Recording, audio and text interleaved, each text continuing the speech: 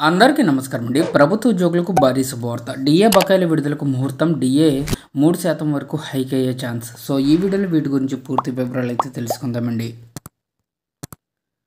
So కేంద్ర ప్రభుత్వ ఉద్యోగులకు మోడీ సర్కార్ గుడ్ న్యూస్ అయితే చెప్పబోతుంది. ఆగస్టు 15న డిఏ ప్రకటించే ఛాన్సెస్ అయితే ఎక్కువగా కనిపిస్తున్నాయి.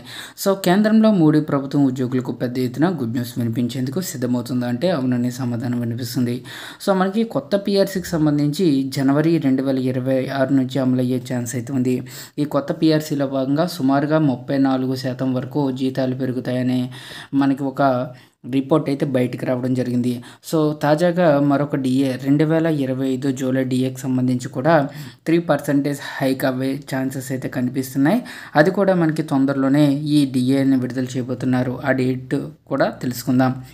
సో 7వ వేతన సంఘం కింద ఈ ఏడాది రెండోసారి కేంద్ర ప్రభుత్వ ఉద్యోగులకు డిఏ అందించేందుకు సిద్ధమవుతున్నట్లుగా వార్తలు అయితే వస్తున్నాయి.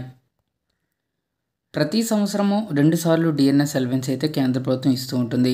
సో ఈ ఏడాది హోలీ సందర్భంగా డిఏ చెల్లించడం జరిగింది. సో మరొక డిఏ కూడా ఇవ్వబోతున్నారండి. మే 2025కి సంబంధించి all India consumer price index 0.5 points పెరిగి 144కి చేరుకుంది. ఈ సూచిక వరుసగా 3 నెలలుగా పెరుగుతుంది.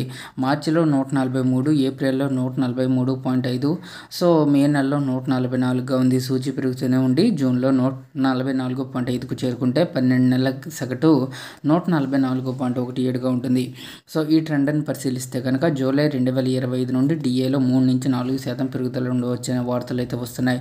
ప్రస్తుత కేంద్ర ప్రభుత్వ ఉద్యోగులు పెన్షనర్లకు సంబంధించి 55% డిఏ పొందుతున్నారు. అయితే తుది నిర్ణయం ఆగస్టు ప్రారంభంలో వెలువడే జూన్ 2025 డేటాపై ఆధారపడి ఉంటుంది. ఈ డిఏ పెంపు 7వ వేతన సంఘం కింద చెల్లించే చివరి డిఏ అన్న సంగతి గుర్తుంచుకోవాలి. సో ఇక 2026 జనవరి 1 నుంచి కొత్త పిఆర్సీ ఇంప్లిమెంటేషన్లోకి అయితే వస్తుంది.